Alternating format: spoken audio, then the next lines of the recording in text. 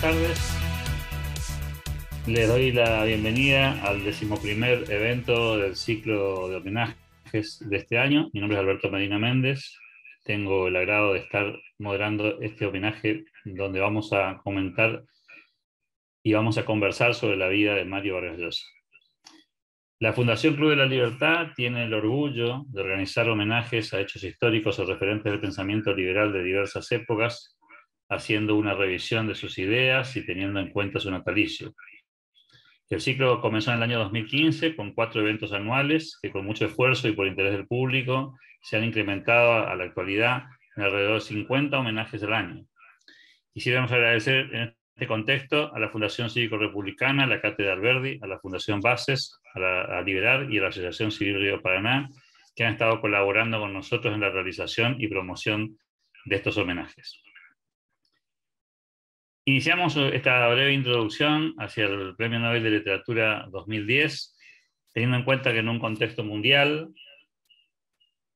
acá la tecnología nos jugó una mala pasada, vamos a tratar de que no se repita, y les anticipo desde ya que vamos a habilitar los micrófonos a los oradores en el momento de iniciar la actividad. Decíamos que en un contexto mundial revolucionado, mientras en América consolidaban las primeras democracias modernas, postcolonias, del siglo XIX, y en Europa se experimentaban las diferentes variantes de gobiernos totalitarios y fascistas, nace en el sur del Perú, específicamente en la ciudad de Arequipa, Mario Vargas Llosa. Es necesario recapitular un poco estas aristas relatadas con anterioridad para poder comprender el desarrollo de este célebre literario y cómo su pensamiento fue evolucionando a lo que es hoy actualmente. Los eventos más importantes a nivel mundial que marcaron posiciones específicas en la geopolítica y la ideología de los intelectuales han sido la Segunda Guerra Mundial y la Guerra Fría. Si bien en un primer momento no parece establecerse una relación específica con América Latina, hilando más fino, podemos ver cómo esta conexión afectó a nuestro homenajeado del día de hoy. Factor crucial en este sentido fue la lucha ferviente entre el capitalismo occidental y el comunismo de la Unión Soviética y cómo cada uno de estos bloques ideológicos intentó imponerse en el cono sur, particularmente en Cuba para la Unión Soviética a través del Plan Cóndor para los Estados Unidos. Entre estas batallas políticas es donde en nuestra tierra se dio lugar una ola de intelectuales que defendieron fervientemente la libertad y lucharon por ella a través de sus escritos, siendo el caso de Mario Vargas Llosa sin duda uno de sus representantes más destacados. En el día de hoy vamos a tener el placer de presentarle a los siguientes disertantes. Y este será el orden de las exposiciones por otro lado. Pedro Cateriano, abogado por la Pontificia Universidad Católica del Perú, especialista en Derecho Constitucional, tiene estudios de doctorado por el Instituto de Investigación José Ortega y Gasset, adscrito a la Universidad Complutense de Madrid, España, ha sido profesor de Derecho Constitucional y Cultura Política, así como director de Asuntos Internacionales y Cooperación Externa de la Universidad de Lima. Mauricio Rojas, político, historiador económico y escritor chileno, nacionalizado sueco, después me va a corregir seguramente Mauricio, fue ministro de las Culturas, las Artes y el Patrimonio de Chile en el segundo gobierno del presidente Sebastián Piñera, durante 4 días desde el 9 al 13 de agosto de 2018. Gerardo Bongiovanni, presidente de la Fundación Libertad, creada en Rosario, Argentina en 1988, asimismo es presidente de la secretario general de la Fundación Internacional para la Libertad, presidida por el Premio Nobel de Literatura Mario Vargas Llosa. Mientras los disertantes van exponiendo sus ideas, los oyentes podrán ir dejando sus preguntas o inquietudes en el chat, así al final de las exposiciones se abre el conversatorio para que los oradores puedan responderlas en referencia a los tiempos de exposición. Les recordamos que cada orador tendrá alrededor de 15 minutos y podrá extenderse 5 minutos adicionales. Dicho esto, vamos a darle paso entonces a nuestro primer orador del día de hoy. Me estoy refiriendo a Pedro Cateriano. Le damos la bienvenida a Pedro, ahí le habilitamos el micrófono y lo escuchamos. Muy buenas tardes. Agradezco esta invitación del Club de la Libertad y especialmente a Alberto Medina y a Gerardo Bongiovanni, que hacen posible que me sume a este homenaje a Mario Vargas Llosa.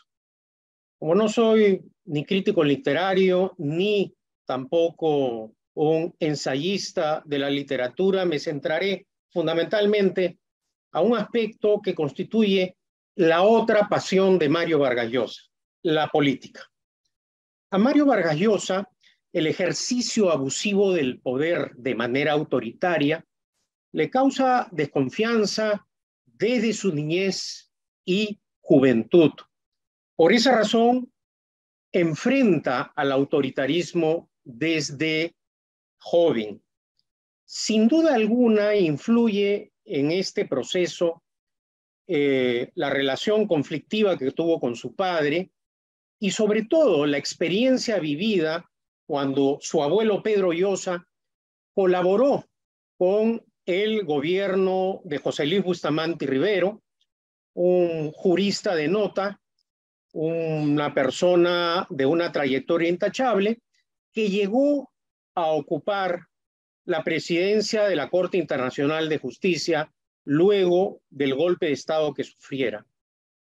Esta experiencia vivida de una familia perseguida en donde se apreció todo el abuso del ochenio de la dictadura de Odría, que más adelante serviría para que Mario Vargas Llosa escriba acaso una de sus novelas más elogiadas y que los críticos literarios la califican como la novela total, representa en él un rechazo al autoritarismo, repito, por la experiencia vivida.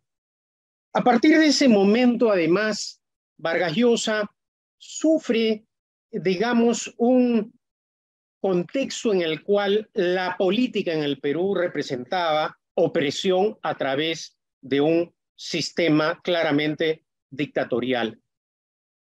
Influye también en su forma de comprender la realidad del Perú su paso por el Colegio Leoncio Prado, en donde recibe una instrucción con códigos militares.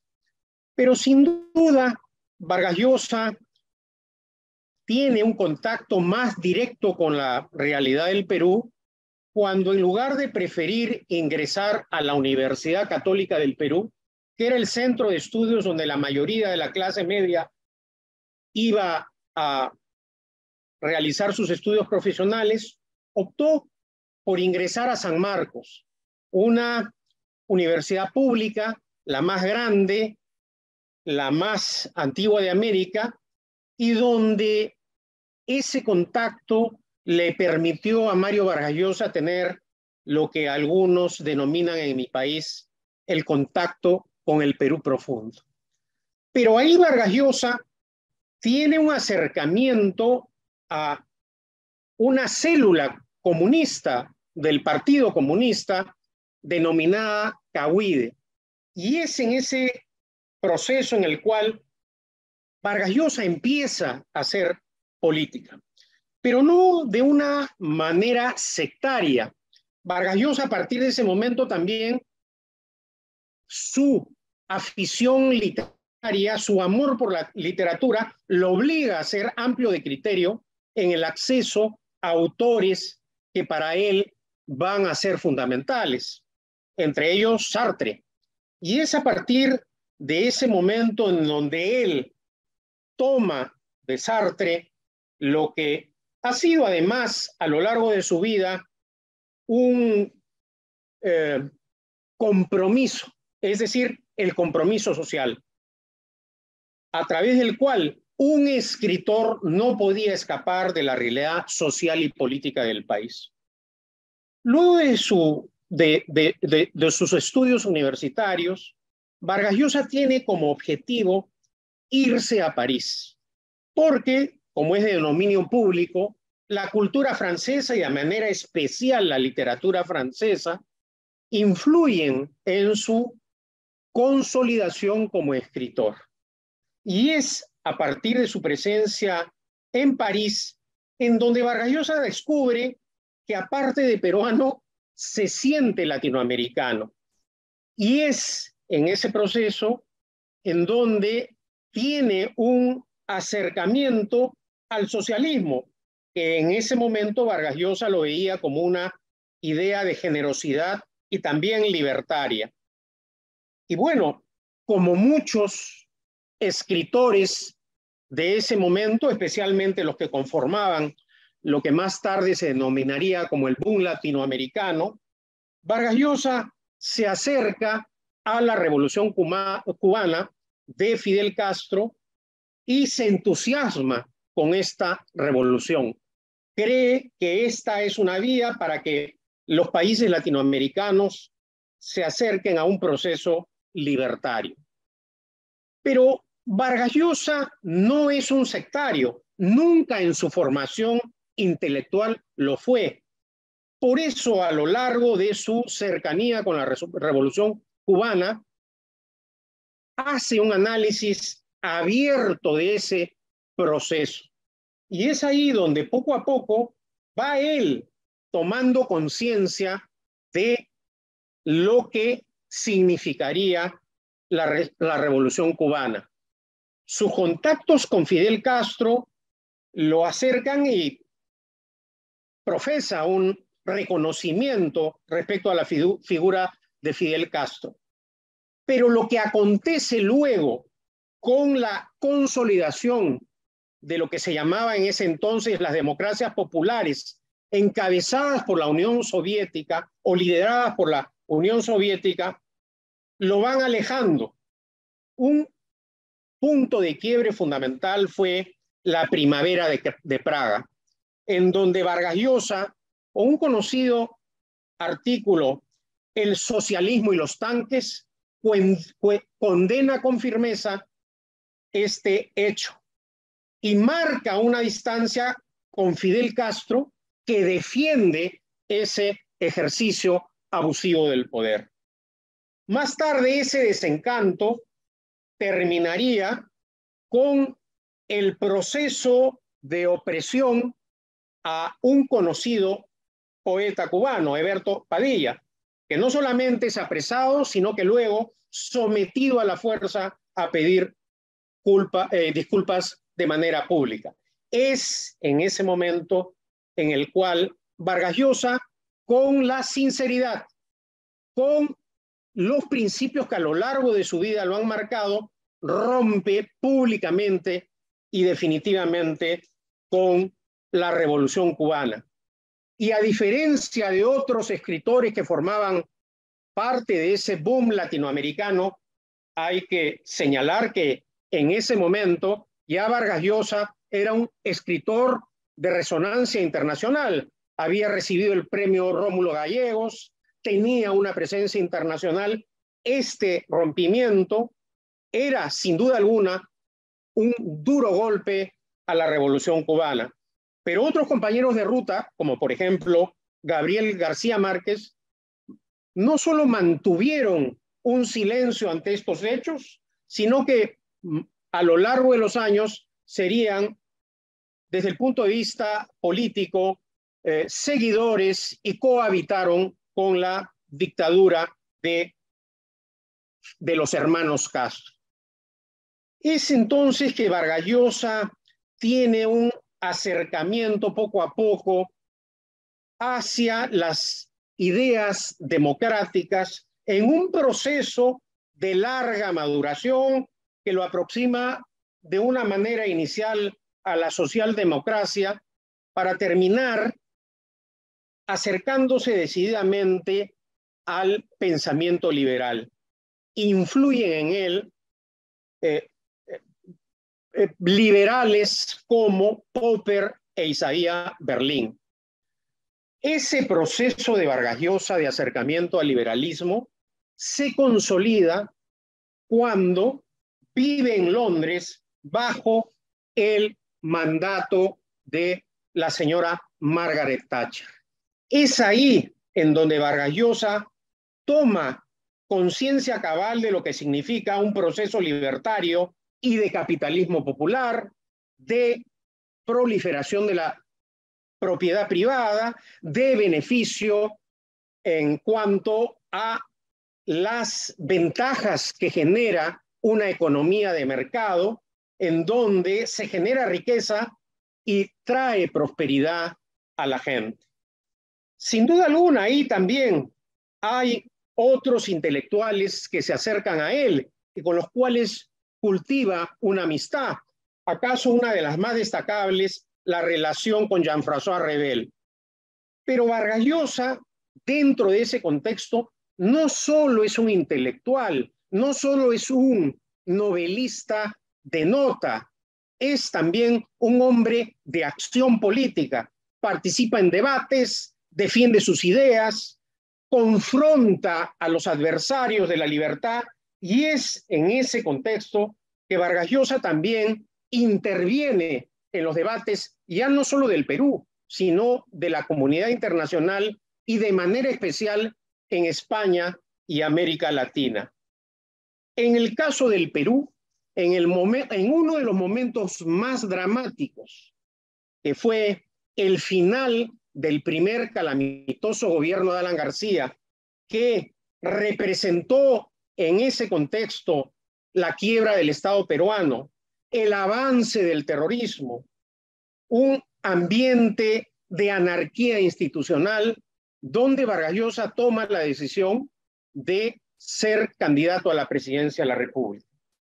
Esto no se suele destacar, pero esa decisión, sin duda alguna, en un momento en el cual el terrorismo avanzaba, tenía zonas liberadas en el Perú, no solo era una decisión monumental desde el punto de vista cívico, sino una determinación de una valentía que no se le suele reconocer en mi país.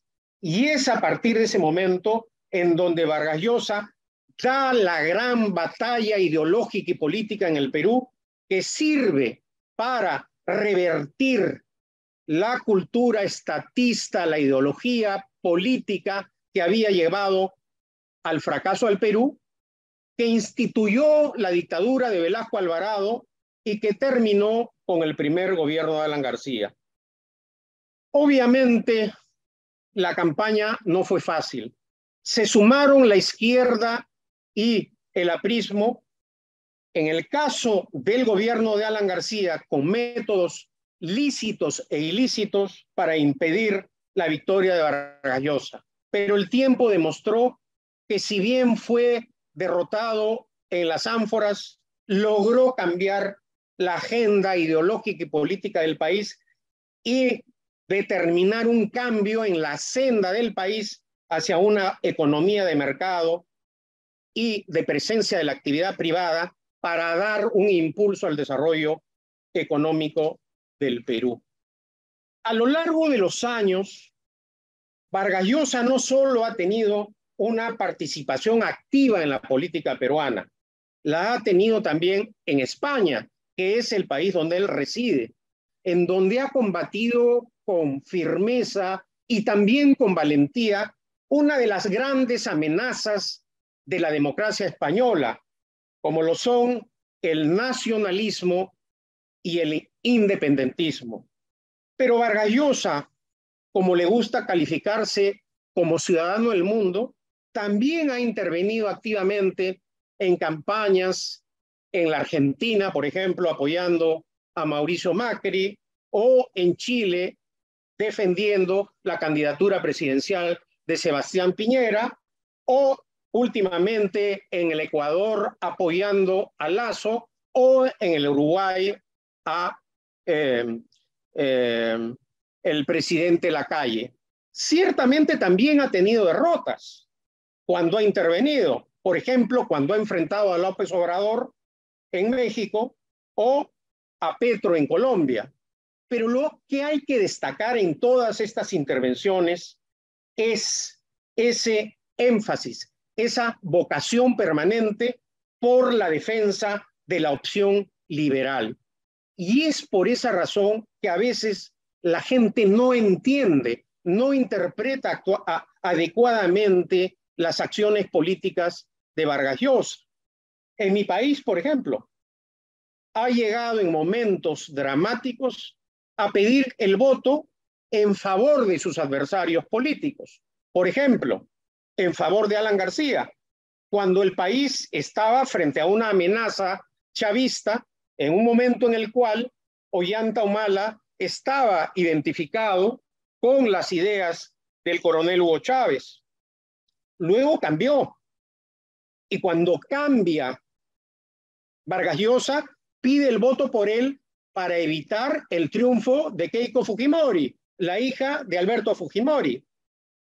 Pero Vargas Llosa, destrozando los argumentos que durante años se sostuvieron en el Perú, que solo actuaba motivado por el odio, cuando la amenaza de la democracia peruana era latente, en la segunda vuelta entre Pedro Castillo y Keiko Fujimori, se decide y pide el apoyo por Keiko Fujimori.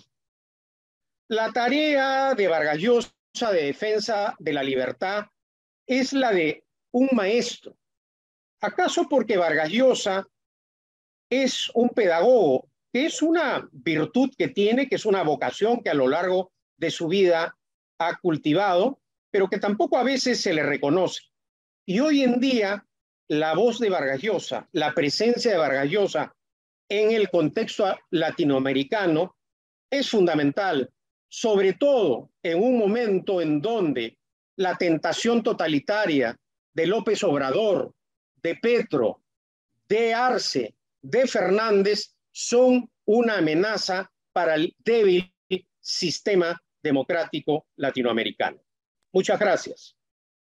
Muchísimas gracias, Cateriano. Gracias por esta presentación. Y ahora sí, va a ser el turno de escuchar a Mauricio Rojas. Estimados amigos, muchas gracias por la invitación de la Fundación Club de la Libertad a participar en este conversatorio de homenaje a nuestro querido Mario Vargas Llosa. Y muchas gracias, Pedro, por la excelente exposición que acabamos de escuchar. Hoy quisiera hablar de nuestro célebre autor como pensador liberal, como el defensor incansable de las ideas de la libertad que todos conocemos y admiramos. A este respecto, quiero empezar reconociendo una deuda personal para con Mario. Como sabemos, durante decenas de años, Mario Vargas Llosa ha ido compartiendo con sus lectores reflexiones sobre un variadísimo espectro de temas. En ellas, ha ido dando testimonio de su toma de posición frente a una realidad siempre cambiante y sorprendente. Pero también ha ido dejando las huellas de una evolución intelectual y política que lo ha llevado a ser uno de nuestros grandes pensadores liberales, un verdadero referente para todos aquellos que creemos que el ser humano se merece la libertad como destino cotidiano. Esta evolución se hizo parte de mi vida desde hace ya varias décadas. Yo fui uno de aquellos jóvenes latinoamericanos que hicieron una verdadera religión de la idea de que, para decirlo con las palabras de Vargas Llosa en el prólogo a la historia de Maita, comillas, la libertad y la justicia se alcanzarían a tiros de fusil, cierre de comillas.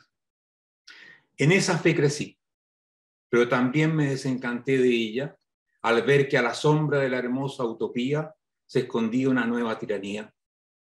Y con ella luché hasta llegar al liberalismo como aquella doctrina que mejor nos protege contra toda idea totalitaria. En esa lucha, la lectura de los ensayos, crónicas e intervenciones de Vargas Llosa fue fundamental. Los demonios con que yo luchaba a comienzos de los años 80 no eran muy distintos de aquellos con que Mario Vargas Llosa había luchado durante los años 70. Ambos teníamos un pasado marxista revolucionario y habíamos creído en el advenimiento del paraíso comunista. Ahora estábamos ambos en un camino que nos alejaba para siempre de los jardines dorados de la utopía, pero Vargas Llosa había llegado mucho más lejos que yo en el viaje hacia un sueño más modesto y por ello más humano. Leerlo fue un gran estímulo intelectual y un consuelo inapreciable para ese sentimiento de orfandad que aqueja a quienes abandonan aquel círculo encantado de aquellos que se creen elegidos para ser los mesías de la emancipación humana. Esa evolución personal me fue uniendo a la distancia a ese hombre al que ya antes había conocido por sus inolvidables novelas y al que luego conocería personalmente. Entrando ahora más en materia, quisiera acercarme a la evolución política de Vargas Llosa, destacando dos características de su pensamiento, las que, a mi juicio, se mantienen a través del tiempo como sus ejes centrales. Ambas pueden ser relacionadas con dos grandes pensadores franceses que jugaron un papel de primera línea en el desarrollo intelectual de Mario Vargas Llosa. Me estoy refiriendo a Jean-Paul Sartre y a Albert Camus. De Sartre, tal como lo señaló Pedro un poco antes, de Sartre, que fue un gran héroe cultural para el joven Vargas Llosa, no sobrevivió mucho con el tiempo. Sus artificios dialécticos no fueron finalmente capaces de justificar lo injustificable. Es decir, la supuesta distinción entre opresión progresista, entre comillas, hecha a nombre de un futuro paraíso sobre la tierra, y opresión a secas.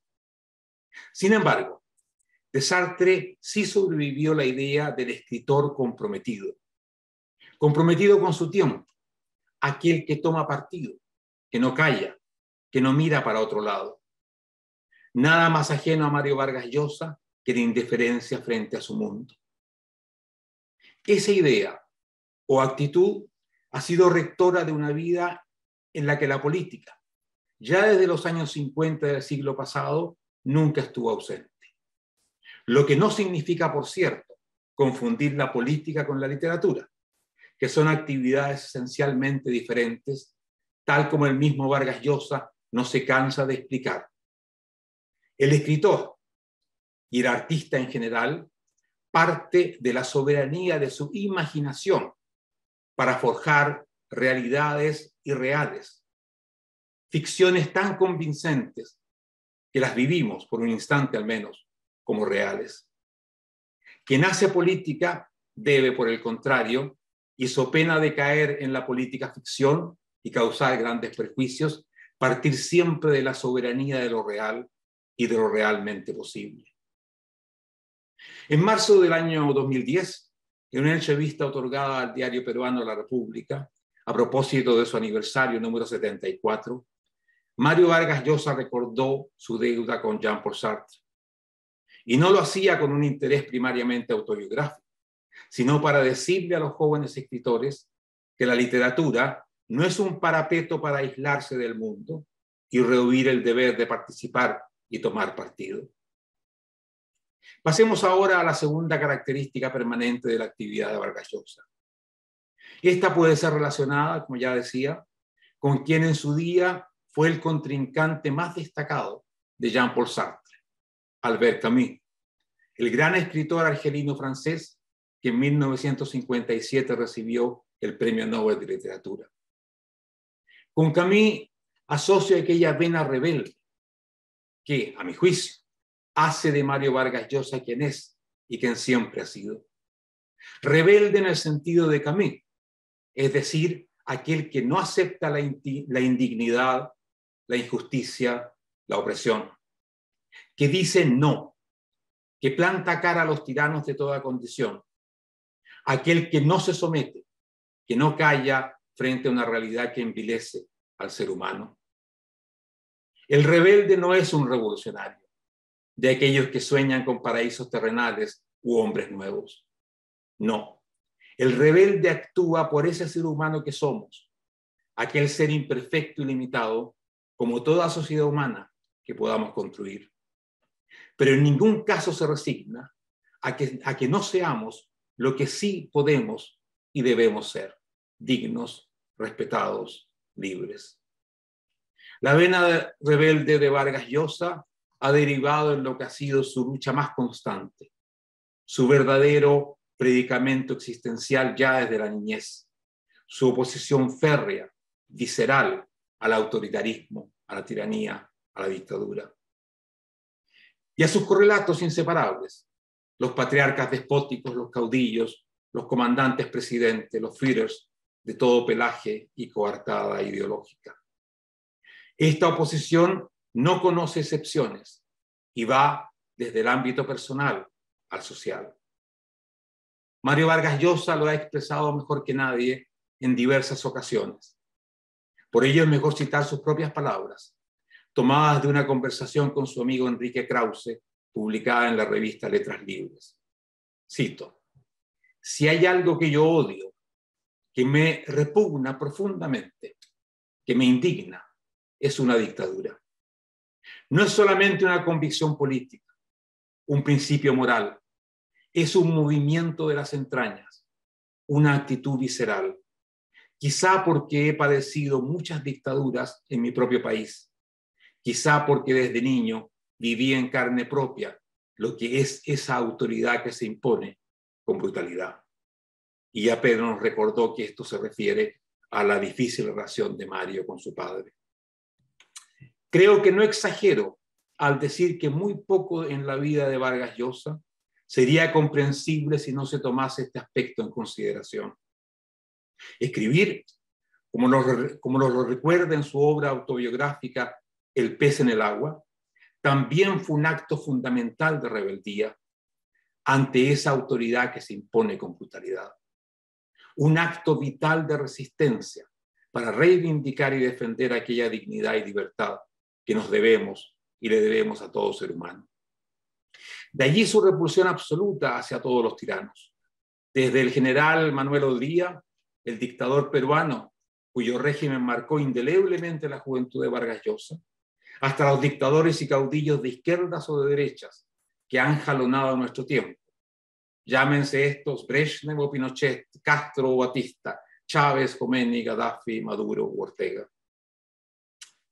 Esta última consideración nos permite abordar la naturaleza misma del pensamiento liberal de Vargas Llosa, aquello que él mismo ha llamado liberalismo integral. Se trata de algo fundamental, ya que se desmarca y denuncia una tentación suicida de un cierto liberalismo, no poco común en América Latina, que reduce ese árbol frondoso que es el de la libertad a la economía y que, peor aún, ha estado dispuesto a conculcar, o al menos a no condenar, el sacrificio de ciertas libertades básicas si esto se hace en aras de reformas económicas vistas como liberalizadoras. Esto no quiere decir, en lo más mínimo, que Vargas Llosa ignore la importancia fundamental de una economía basada en la libertad.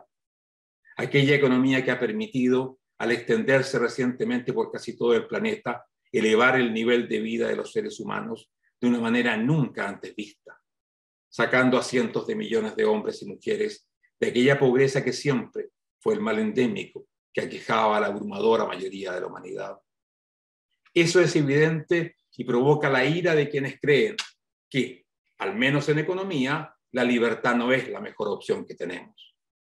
Pero esto no significa transformar esa libertad en la única que deba defenderse, o en una especie de libertad superior ante la cual las demás libertades deban postrarse. Esta toma de posición ha llevado a Mario Vargas Llosa a definir el liberalismo de una manera que nos recuerda su sentido más original, castizo, castellano, es decir, como una actitud ante la vida, una actitud generosa y tolerante, una cultura ante todo, la cultura de la libertad. Finalmente, quiero volver a hacer una breve consideración más personal para cerrar estas palabras. Si hay un recuerdo que siempre me viene a la mente cuando pienso en la persona Mario Vargas Llosa, es el de una tarde soleada y apacible, hermosa como solo pueden ser aquellas tardes infinitas del corto verano nórdico. Estábamos junto a Patricia Vargas Llosa y a Mónica, mi esposa, en la pequeña terraza de un café de la encantadora ciudad de Sigtuna, una de las más antiguas de Escandinavia. Allí, a orillas de aquel gran río llamado Mälaren, conversamos un poco de todo, de lo humano y de lo divino, como si hubiésemos sido viejos amigos de siempre. Pero en verdad se trataba de una amistad que recién comenzaba. Posteriormente he reflexionado sobre aquel momento fugaz, pero a su vez indeleble. Y creo que mi reflexión será compartida por todos aquellos que han tenido el privilegio de conocer a Mario un poco más de cerca. Hay en ese gran hombre una sencillez y una calidez naturales que lo hacen ser plenamente alcanzable y cercano. Esto es, a mi parecer, lo que mejor habla de su grandeza, el que ésta nunca le haga sombra a ese ser humano entrañable que es Mario Vargas Llosa. Por ello, y por su pasión infinita por la libertad, es que tanto lo estimamos y le queremos. Muchas gracias. Muchísimas gracias, Mauricio. Y es el turno de escucharlo entonces ahora a Gerardo Bongiovanni. ¿Qué tal? ¿Cómo está, Gerardo? Te escuchamos.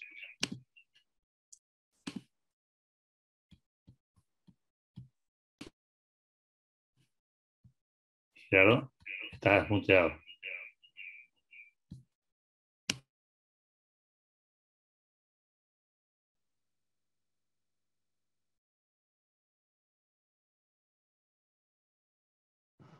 ¿Me escuchan ahora? Ahora sí. Hola. Bueno, buenas tardes a todos. Muchas gracias por la convocatoria. Me surge un comentario antes de ir adelante con mis breves reflexiones que tiene que ver con lo que terminaba Mauricio, ¿no? Estamos dando un homenaje, como tantos que se le están dando justificada y afortunadamente en el mundo, a Mario Vargas Llosa, y enfatizamos mucho sus cualidades como intelectual, como escritor, como defensor de las libertades. Yo, tomando lo que decía Mauricio, y creo que también Pedro estará de acuerdo conmigo, algún día tenemos que darle un homenaje. Creo que se lo damos muy a menudo, pero más personalmente a Mario Vargas Llosa como persona, porque como bien decía Mauricio, una de las cosas extraordinarias que tiene Mario es su sencillez, su bonomía, lo buen amigo que es, lo buen tipo que es, como diríamos los argentinos, y esto es lo que tenemos la suerte de estar de alguna manera cerca de él, lo comprobamos a diario. Te quiero felicitar, Alberto, por las dos personas, me saco de esta lista, pero las dos personas que has convocado, te digo que son dos de las personas más habilitadas para hablar de Mario. Pedro Cateriano trabajó con Mario desde siempre, es una de las personas que Mario más quiere, más respeta, y de hecho le ha dedicado su último libro, el libro sobre el ensayo sobre que acaba de publicar, se lo ha dedicado a Pedro Cateriano. Yo también tuve esa suerte en el pasado de ser beneficiario de esa generosidad a la que me refería Mario cuando me dedicó La llamada de la tribu. Y Mauricio Rojas, que creo que conoció a Mario, si no me equivoco, en el evento del 10º aniversario de la Fundación Libertad en Rosario, en el año 98. Bueno, también generó una amistad muy cercana con Mario y sobre todo escribió un libro sobre, que si mal no recuerdo se llama El liberalismo integral de Mario Vargas Llosa, que es antológico en cuanto al análisis de ese itinerario intelectual de Mario, y cómo fue la evolución de su pensamiento. Lo recomiendo muy enfáticamente ese libro, ¿no? Yo conocí a Vargas Llosa de una manera un poco fortuita, por supuesto que lo admiraba como escritor y como intelectual, pero cuando en el año 87 yo militaba en la Juventud Liberal, en la Juventud de la UCD, era el presidente de la Juventud Liberal en mi provincia y uno de los miembros de la Junta Nacional de la Juventud Liberal.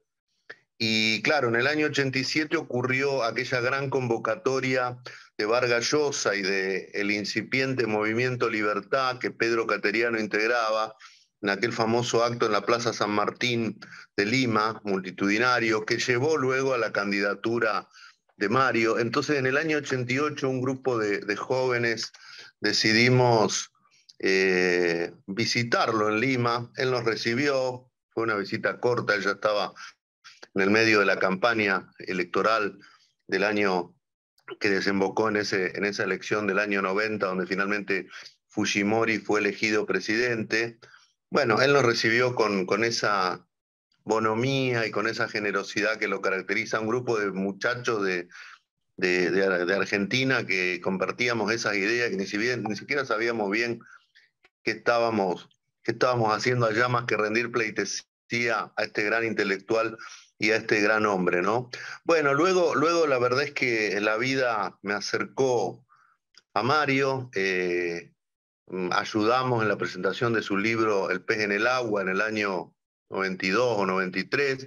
Y luego yo le invité a Argentina a un viaje que iba a ser de 10, 12 días y terminó siendo de 20 o 25, un viaje que nos llevó por Buenos Aires, Rosario, Córdoba, Tucumán, Mendoza, y terminamos en Chile. Recuerdo que pasé mi cumpleaños, veo que está mi amigo Daniel Pereira conectado, pasamos mi cumpleaños en Mendoza el 20 de diciembre y después nos fuimos a Chile y pasamos Nochebuena y Navidad en Chile ahí con el amigo Arturo Fonten, y luego Mario volvió a Lima, y ahí yo creo que se cerró una amistad muy fuerte. Mario publicó un artículo muy, muy divertido que también recomiendo, porque cuando él llegó yo le había regalado el libro Santa Evita de Tomás Eloy Martínez, y él estaba impresionado con ese libro, ¿no? Que nada, todo ese itinerario que hubo con el cadáver de Evita, y él escribió un artículo en el Diario de la Nación que se llama Placeres de la Necrofilia, donde narraba un poco todo ese viaje. Bueno, a partir de ahí nuestra relación fue creciendo. En el año 2001, junto a un grupo de referentes de think tanks de América Latina, 10 o 12 amigos, todos nosotros y conocidos, muchos de ellos, Rocío Guijarro de Venezuela, Cristian Larroulet de Chile, Enrique Gersi de Perú, Dora de Ampuero de Ecuador, Lorenzo Bernardo de Quirós de España, Ian Vázquez de Estados Unidos y otros, le propusimos a Mario crear la Fundación Internacional para la Libertad en Madrid. Él aceptó, ahí creamos la FIL, la Fundación Internacional para la Libertad, pero ahí me acuerdo que él dijo algo, él puso un par de condiciones para aceptar la presidencia, y una de las cosas que él dijo, que él pidió, que exigió, podríamos decir, y con toda lógica, dijo, bueno, yo creo que esta fundación, si vamos a defender las ideas liberales, tenemos que hacerlo en un sentido integral, dice, porque yo creo que el problema del liberalismo es que ha sido secuestrado por los economistas. El liberalismo en América Latina es demasiado economicista. Efectivamente, hemos visto muchos casos de ministros de Economía presuntamente liberales que formaban parte de gobiernos militares, gobiernos autoritarios. Esto es inaceptable. Tenía, por supuesto, toda la razón. Y así fue que se desarrolló la FIL, tratando de defender ese liberalismo integral que enfatiza Mauricio Rojas en su libro sobre el pensamiento de Mario. Ese liberalismo integral es justamente, yo quería destacar dos cosas respecto al pensamiento político de Vargas Llosa, ¿no? Una, esa idea permanente de que el liberalismo es uno, la libertad es una, que los liberales muchas veces hemos sido excesivamente enfáticos en la libertad económica y no así en otras libertades. Este es un tema, me parece absolutamente central, un enorme aporte de Mario que mantiene aún completamente vigente. Y eso está muy, muy bien expresado en el libro La llamada de la tribu. Él ahí recoge siete pensadores: Adam Smith, Hayek, Isaías Berlin, Popper, Raymond Aron, Ortega y Gasset y Rebel. Y si uno ve esos pensadores, hay algunos de ellos, por ejemplo, Ortega o el propio Berlín, que en materia económica no son muy liberales como somos otros, ¿no? Pero Mario justamente recupera esas otras partes que tienen estos pensadores que lo acercan tanto al ideario liberal. Esto es un tema central. El otro tema que a mí me parece muy importante en estos días, y un poco lo tocó Pedro Cateriano, es la tolerancia. Yo creo que el principal atributo de un liberal tiene que ser la tolerancia, tiene que ser esa apertura a aceptar pensamientos distintos, a aceptar que uno puede estar equivocado, a aceptar incluso que hay mucho dinamismo en el debate de las ideas y que hay problemas nuevos que requieren miradas nuevas. Mario es una persona muy tolerante, y eso se nota ahora. Digo, y quiero enfatizar este punto porque hoy mismo estamos viendo una cosa que a mí me preocupa y hasta me entristece, que es estas peleas que se dan entre los conservadores, los libertarios, los anarcocapitalistas y los liberales así, los liberales asá, y vemos que todo nuestro rebaño está muy fragmentado, está muy dividido. Esta aparición de algunos líderes muy fuertes de centro derecha o derecha con algunos matices liberales y otros no tantos. Sabemos de quién hablo, por supuesto hablo de gente como Trump, como Bolsonaro, como Kast en Chile, y me parece que esto ha dividido mucho a la gente que tiene un pensamiento básico liberal, y la verdad que encuentro a veces enfrentamientos entre personas que a mi entender son como mínimo primos hermanos y que hace 20 años se movían dentro de un mismo espectro político que me parece muy preocupante, porque mientras tanto ahí están los populismos y los autoritarismos de izquierda vivitos y coleando, y todos sabemos lo que está pasando en América Latina, ¿no? Entonces, esta tolerancia de Mario, esta enorme tolerancia, lo ha llevado a veces a apoyar políticamente, y con otro factor clave de su compromiso, que es su involucramiento, ponerle como quien dice, poner el cuerpo donde hace falta, a veces exponiéndose mucho. Recuerdo, algunos habrán estado en la reunión de la Mont Pelean Society en Buenos Aires. Vargas Llosa anunció que iba a apoyar a Humala contra Keiko Fujimori. Y recuerdo que había un grupo de peruanos y personas, que algunos que no eran peruanos, que se levantaron de la mesa muy ofuscados por ese anuncio de Vargas Llosa. Decían que era una locura, que cómo podía ser. Bueno, al final creo que el tiempo le dio la razón, porque Humala fue un presidente mucho más moderado, en especial en lo económico, de lo esperado. Y Mario tomó esa decisión que fue muy...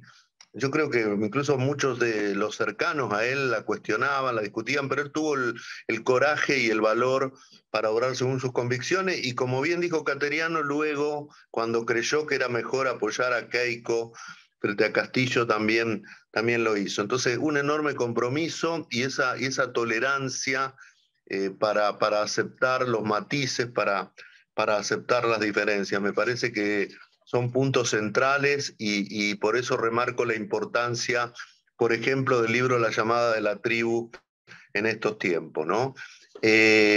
Por último, una breve referencia literaria. Yo tampoco soy, desde luego, un crítico literario, ni siquiera un experto en estos temas, pero recuerdo con mucho afecto cuando se cumplieron 10 años del otorgamiento del premio Nobel a Vargas Llosa.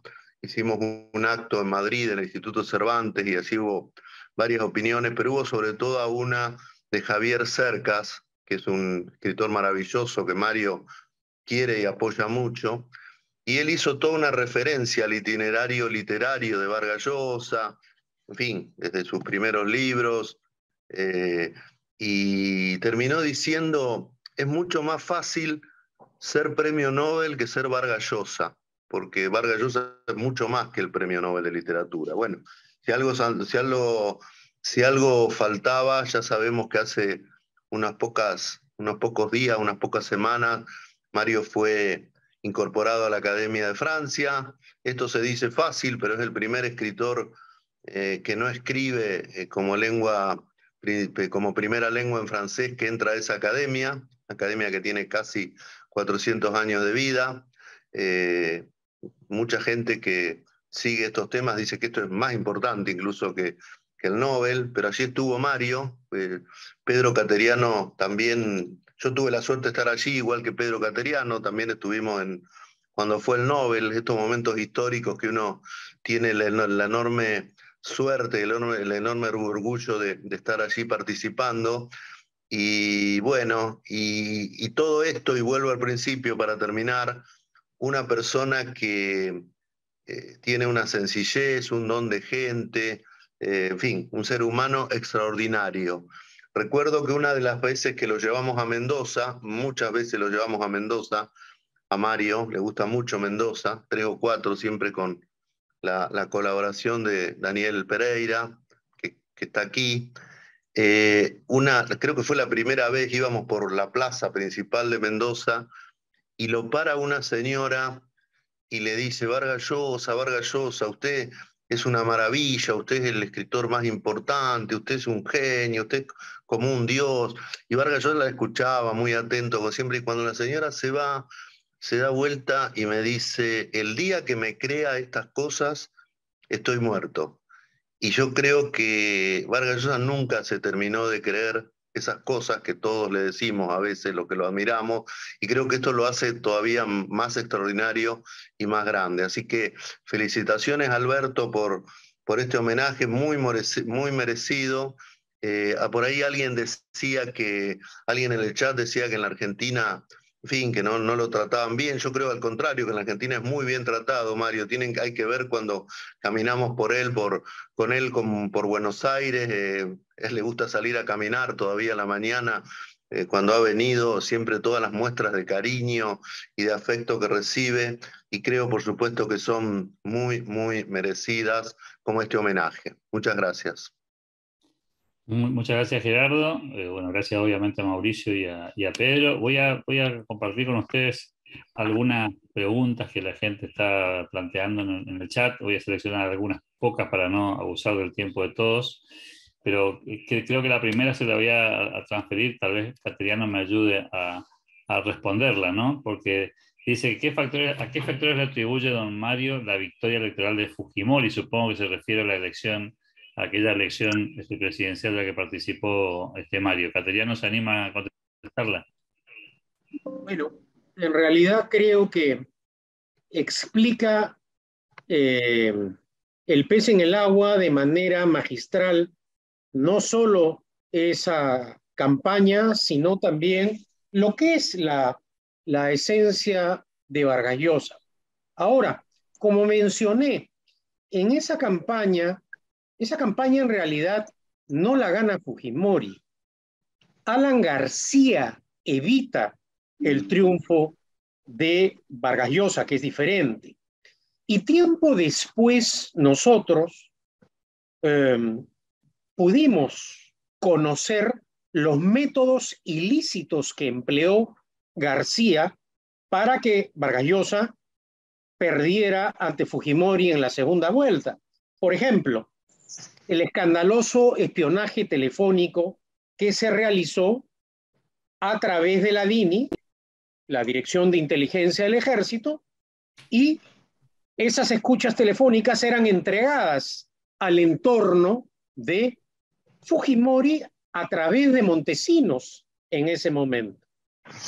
Y bueno, ganar una elección teniendo información privilegiada del adversario no puede calificarse como un triunfo, digamos, desde el punto de vista legal, limpio. Ahora, en cuanto a la propuesta programática, ideológica y económica de Fujimori, Fujimori perdió en realidad, porque toda la propuesta mentirosa que planteó en la primera vuelta electoral, del no shock, del no ajuste, ¿no es cierto? Su cercanía con la izquierda, que fue, hay que decirlo una vez más, el gran soporte. Sí, esa izquierda que hoy día ve como monstruo a Fujimori, la izquierda lo eligió a Fujimori. Esa alianza siniestra entre la izquierda y el APRA no permitió la victoria de Vargas Llosa. Pero ya en el poder, Fujimori constató que las ideas que planteó Vargas Llosa en la campaña eran las que iban a servir para poder salir del caos institucional, político y económico en que dejó Alan García al país, es decir, prácticamente en escombros.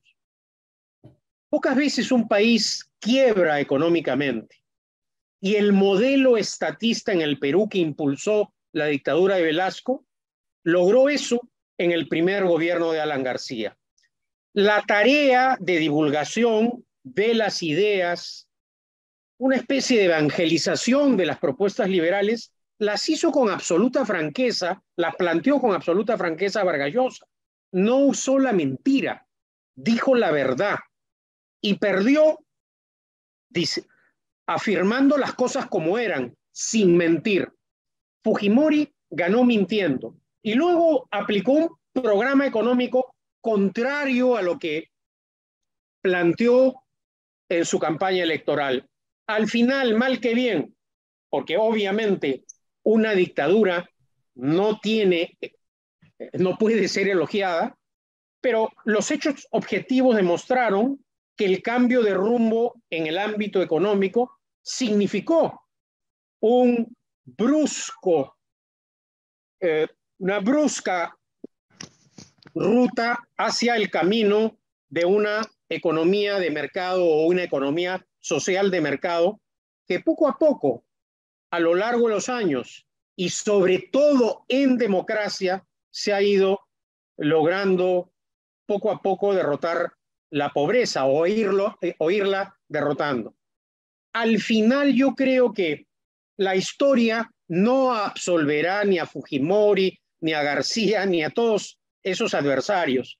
En cambio, cuando las aguas se tranquilicen, sin duda alguna, la historia no solo será justa, sino generosa con la acción política de Vargas Llosa, no solo en el Perú, sino en las distintas partes en donde ha dado la batalla en favor de la cultura de la libertad.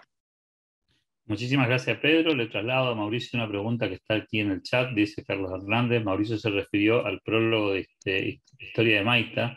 Me gustaría que profundizara sobre qué sentimientos alimentan ese sueño socialista, muy similar a la mística que hoy sostienen los militantes de la Cámpora siguiendo a Cristina Fernández de Kirchner en Argentina. Bueno, la idea de instaurar el paraíso en la tierra tiene un gran atractivo, indudablemente. O sea, el sueño de la sociedad perfecta, del hombre nuevo, todo esto es muy atractivo, no menos para los jóvenes, por supuesto. Y fue una cosa que yo viví personalmente y que muchos otros vivieron, especialmente en los años 60 y 70 en América Latina.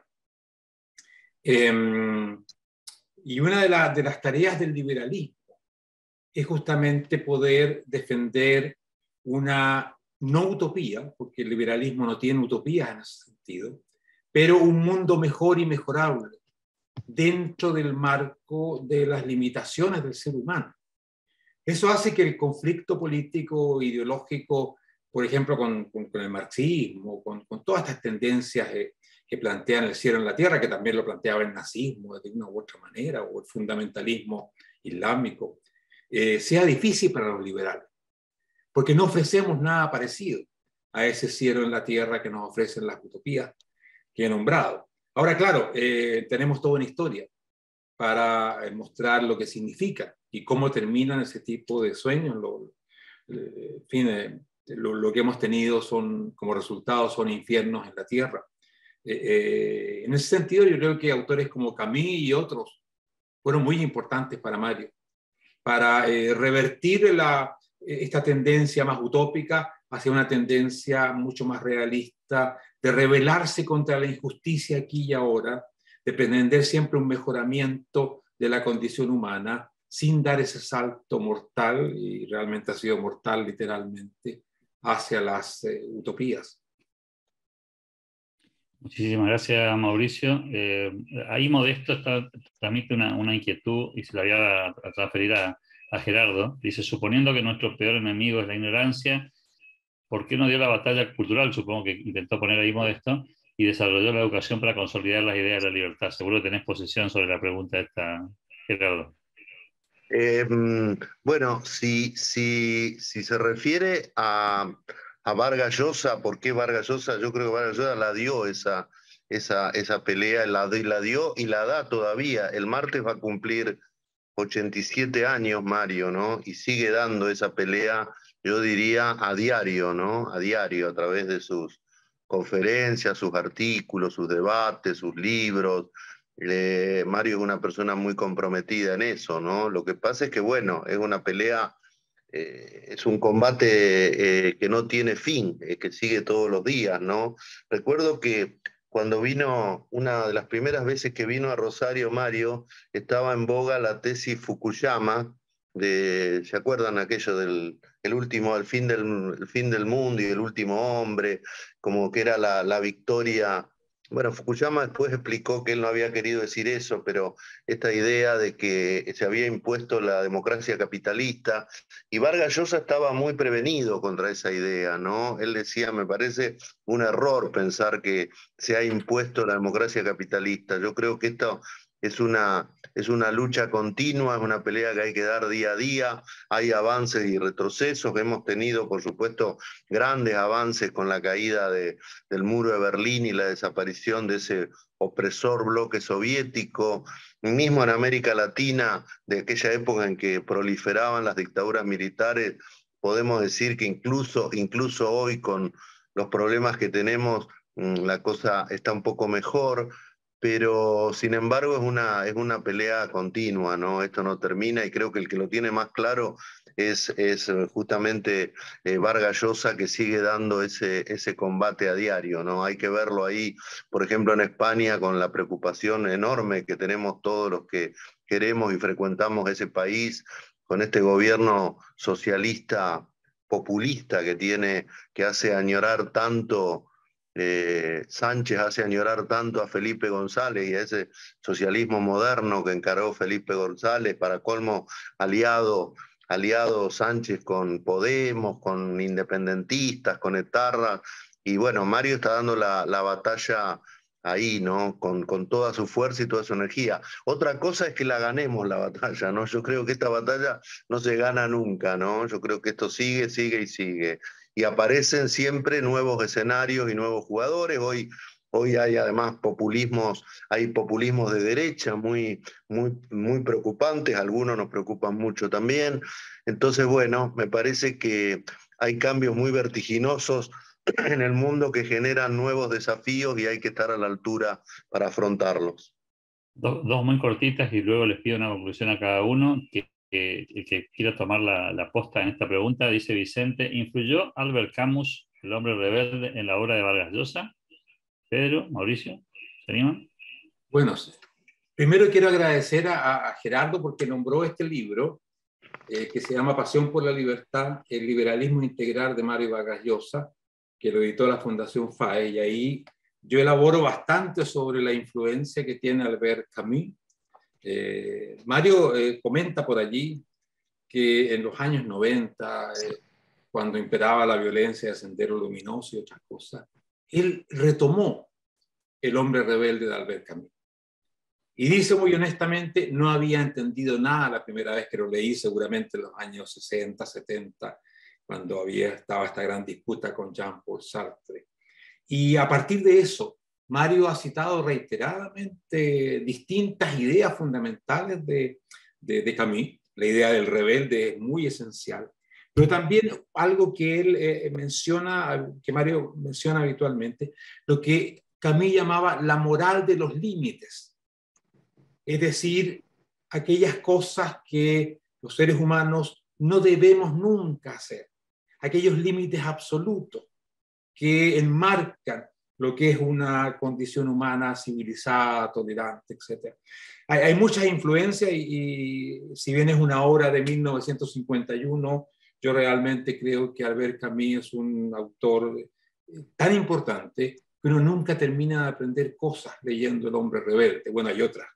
Está, bueno, la obra sobre Sísifo también, La maldición de Sísifo, que recuerda lo que decía recién Gerardo sobre esta batalla que no podemos ganar definitivamente, pero tal como dijo Mario en un famoso discurso del año 2005, sí podemos perder. Y podemos perderla no dándola. Y si perdemos la batalla contra el autoritarismo, contra el totalitarismo, eso sería definitivo. Por lo tanto, es una batalla que hay que siempre darla, que nunca vamos a ganarla definitivamente, pero hay que pensar, podemos perderla si no la damos. Una última, dice Ricardo: ¿existen casos excepcionales de académicos o literatos laureados que han ganado elecciones en una ley democrática? ¿Por qué el pueblo, la gran masa de los votantes, no los prefieren y se deciden por la encarnación de todo lo contrario a la cultura, al arte y a las ideas? ¿Ricardo? Bueno, cuando Mario perdió las elecciones, Pedro recordará, Octavio Paz le mandó una esquela diciendo, bueno, te felicito por lo que hiciste y celebro que no hayas ganado las elecciones, celebro que hayas perdido, dice, es una pena por Perú, pero es un beneficio extraordinario para la humanidad seguir contándote como intelectual y como escritor, ¿no? Creo que esa respuesta la da Vargas Llosa en el libro El pez en el agua, ¿no? Que es su autobiografía política. Me parece que una persona sea extraordinariamente brillante para las letras, para la cultura, no quiere decir necesariamente que tenga que ser un gran político y viceversa, ¿no? Ya vemos que ha habido presidentes extraordinarios en la humanidad, como personas como para mí, ¿no? Que fueron de los mejores presidentes, como Ronald Reagan, Margaret Thatcher, José María Aznar, que eran personas, sí, por supuesto, formadas intelectualmente, pero que de ninguna manera eran genios intelectuales, ¿no? Y en cambio vemos que ha habido varios casos, ¿no? De personas intelectualmente extraordinarias que cuando quisieron incursionar en política, en algunos casos les fue más o menos, ¿no? Hay algunas excepciones, hay personas muy brillantes que dejaron su huella en la política, pero bueno, me parece que son cosas distintas y uno no tiene que esperar esa confluencia porque más bien no es lo habitual, ¿no? Les pido en el cierre un minuto de conclusión a cada uno. Empiezo con el mismo orden de exposición. Pedro primero, Mauricio después y Gerardo último. Un minutito para redondear una idea y quedarnos con una reflexión sobre el legado que ya nos está dejando en vida Mario Vargas Llosa. Yo creo que la llamada de la tribu a la cual se ha hecho referencia el día de hoy es un ensayo autobiográfico de Vargas Llosa en donde él analiza la influencia que tuvieron 7 intelectuales y pensadores liberales que lo ayudaron a transformar en su pensamiento. ¿Acaso este libro sea de lectura obligatoria para todos aquellos jóvenes que desean acercarse al pensamiento liberal? Y creo que este es un legado fundamental de Mario Vargas Llosa. Muchísimas gracias, Pedro. Mauricio. Bueno, mira, yo he pensado muchas veces que Mario Vargas Llosa salvó al liberalismo latinoamericano, que fue aquejado en los años 80, 90, por esa tentación de apoyar dictaduras liberales, como lamentablemente alguna vez la llamó Hayek. Él siempre combatió eso, su defensa del liberalismo como una idea integral y sobre todo de la dignidad humana, la inviolabilidad de la dignidad humana, que ninguna reforma económica puede justificar pasar a llevar al ser humano, humillarlo, vejarlo, torturarlo, matarlo. Esa idea yo creo que debemos llevarla con nosotros, creo que es la herencia más importante del pensamiento de Mario Vargas Llosa y hay siempre que tenerla presente para protegerse de esa tentación de aceptar, tolerar que se hagan algunas cosas porque favorecen el liberalismo económico, algo así, aunque el precio sea esa vejación del ser humano. Y por lo tanto, para mí una traición fundamental a lo que es la esencia del liberalismo y que en América Latina nos dio décadas de desprestigio del liberalismo, en realidad, que hoy día afortunadamente estamos superando. Gracias. Gracias, Mauricio. Gerardo, tu cierre. Sí, muy de acuerdo con lo que decía Mauricio, pero quiero cerrar con un apunte personal. Para mí, haber generado esta relación personal con Mario Vargas Llosa, ser el director de su fundación desde hace ya mucho tiempo, sentirme amigo de él, bueno, que me haya dedicado su libro, como le dedicó otro a Pedro, es como una bendición en mi vida, lo digo sinceramente y los que me conocen lo saben, ¿no? Es como un milagro laico que ha ocurrido en mi vida, y no solamente por ese contacto.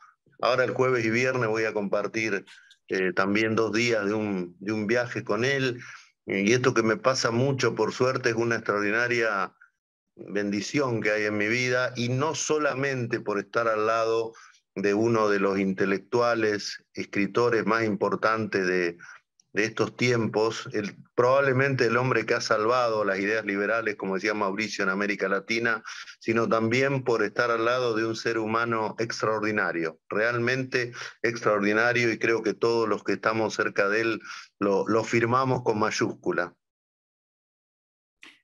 Muchas gracias, Gerardo. Ahora que hemos concluido tanto las ponencias de nuestros oradores, invitados y cerrado ya el intercambio con nuestros asistentes, la Fundación reconoce y agradece el esfuerzo, tiempo y participación a Gerardo, Pedro y Mauricio, y damos por finalizado entonces este nuevo evento y los invitamos al próximo homenaje en el que vamos a conversar sobre el escritor y periodista cubano Carlos Alberto Montaner el próximo sábado 1 de abril por esta misma plataforma a las 18 horas de Argentina.